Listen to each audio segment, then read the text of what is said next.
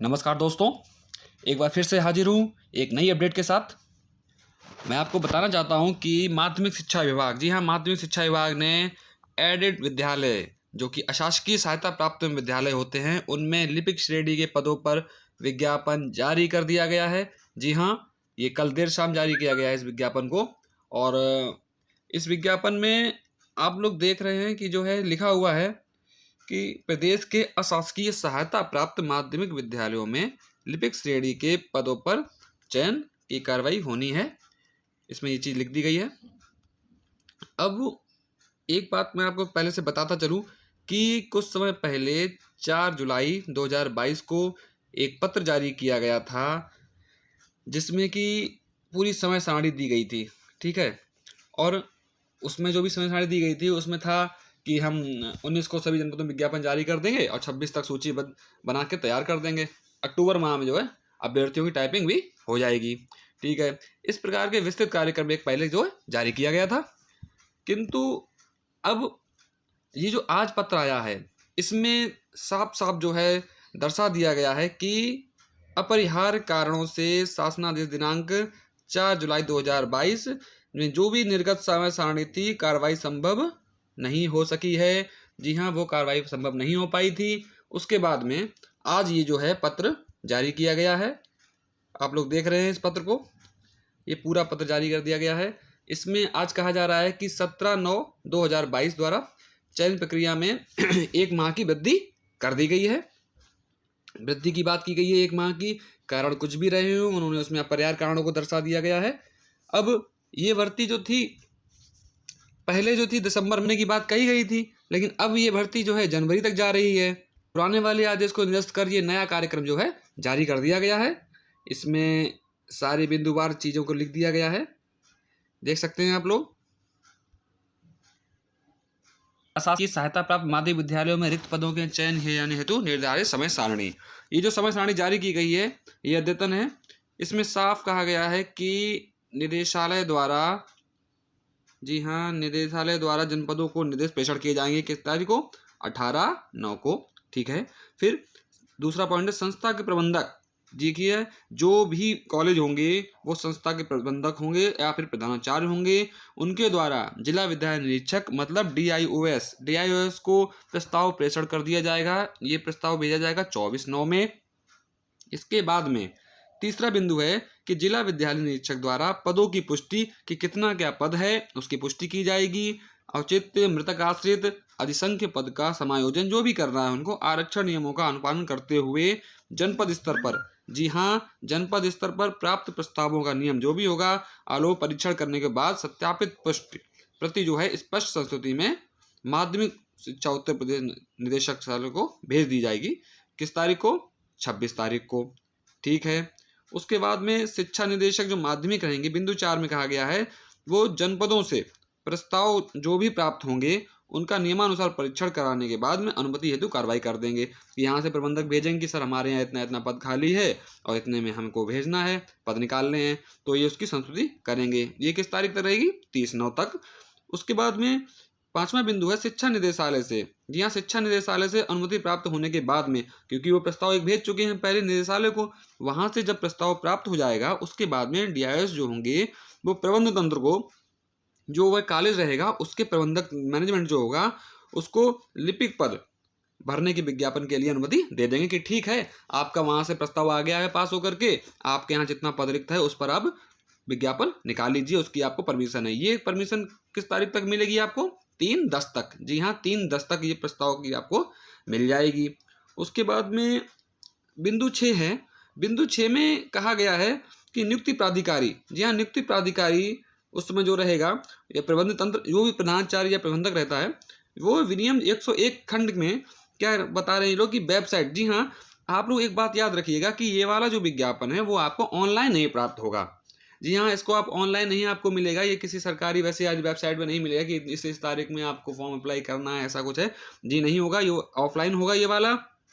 इसमें इन्होंने स्पष्ट कर दिया है कि माध्यमिक शिक्षा विभाग, जी हाँ, माध्यमिक शिक्षा विभाग की वेबसाइट पर एवं जनपद में सर्वाधिक प्रसार वाले, देखिए एक तो माध्यमिक शिक्षा की वेबसाइट हो गई, उसके बाद में क्या है हर जनपद में 2 या 3 अखबार जो होते हैं वो सबसे ज़्यादा मतलब प्रचलित होते हैं। तो इन्होंने स्पष्ट कहा है सर्वाधिक प्रसार वाले जिला सूचना अधिकारी द्वारा, जो जिला सूचना अधिकारी रहेंगे एनआईसी से, वो उनके द्वारा दिए सूचना के अनुसार उसमें निकलेगा अखबार में। जो राज्य स्तरीय भी रहेंगे, समाचार पत्रों को विद्यालयवार और पदों का विज्ञापन प्रकाश कर लेंगे प्रकाशित ये, और वो करने के बाद में जिला विद्यालय निरीक्षक की ईमेल आईडी विज्ञप्ति में प्रकाशित करा दी जाएगी। जी हाँ, क्योंकि जो आपको फॉर्म अप्लाई करना रहेगा ना, उसमें आपको ऑफलाइन भेजना है, तो उसमें क्या है आईडी एक दी जाएगी आपको डीआईओ सर की, उसमें आपको आईडी भी में भी वो मेल कर देना है। फिर आवेदन पत्र भरने हेतु कम से कम आपको 21 दिन का समय भी दिया जाना है, स्पष्ट किया गया है इसमें 21 दिन आपको इसमें मिलेंगे इस फॉर्म को अप्लाई करने में।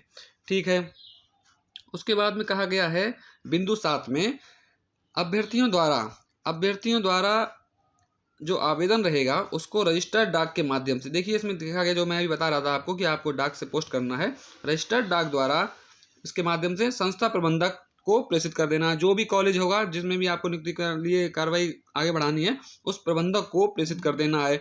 उसकी एक फोटोकॉपी आपको लेनी है, जो कि डीआईओएस की जो मेल आईडी है जो आपको विज्ञापन में प्रदर्शित पहले से ही कर दी जाएगी, उसका जो भी रहेगा छाया प्रति एक ईमेल कर देनी है आपको, किसको, जिला विद्यालय निरीक्षक को, उनको कर देनी है। उसके बाद में आइए अब समझते हैं क्या है चयन प्रणाली। बिंदु 8 में इस चीज को स्पष्ट किया गया है कि संस्था प्रबंधक द्वारा, देखिए संस्था प्रबंधक कौन है मैं बता चुका हूँ आपको, प्रधानाचार्य या फिर वहाँ का मैनेजमेंट कमेटी जो भी प्रबंधक होगा, जो भी आवेदन प्राप्त होंगे, जो भी आवेदन पत्र सभी लोग मिला जुला करके जो मिल करके आवेदन करेंगे, उसमें पत्रों को अभ्यर्थी द्वारा पीईटी, एक बात याद रखिए पीईटी इस परीक्षा में अनिवार्य है, परीक्षा तो है ही नहीं कि देखा जाए तो परीक्षा नहीं है इसमें। जो पीईटी में आपको परसेंटाइल स्कोर आपका बना होगा, किसी का 60 है, किसी का 70 है, किसी का 75 है, इस तरह स्कोर बना होगा, उसी के आधार पर ही मेरिट तय होनी है। जी हाँ, ये मेरिट तय होनी है। इस मेरिट तय होने की तिथि भी इन्होंने स्पष्ट की है कि 6/11/2022 तक ये सूची शॉर्ट लिस्ट कर ली जाएगी संस्था द्वारा, मतलब कि जो मैनेजमेंट रहेगा उस कॉलेज का, उसके द्वारा उसको शॉर्ट लिस्ट कर लिया जाएगा। उसके बाद में 9th पॉइंट कहा गया है कि मेरिट के आधार पर जो भी मेरिट बनेगी पीटी की, ठीक है, पीटी की, उसके आधार पर एक पद के सापेक्ष 10 आवेदकों को हम बुला लेंगे। ठीक है, एक पद में 10 आ रहा है, मान लो 5 2 50 आ रहे हैं, इस टाइप से वो शॉर्टलिस्ट करेंगे और इन आवेदकों को कंप्यूटर पर टंकण की परीक्षा के लिए बुलाया जाएगा।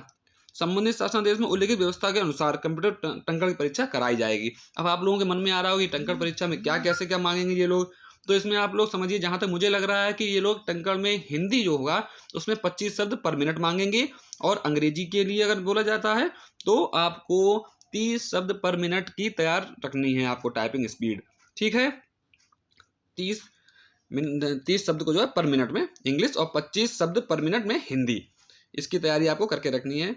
और एलिजिबिलिटी की अगर बात करें, अभी तो इसमें एलिजिबिलिटी नहीं आई है, वो जल्दी आ जाएगी बोर्ड कार्यक्रम में।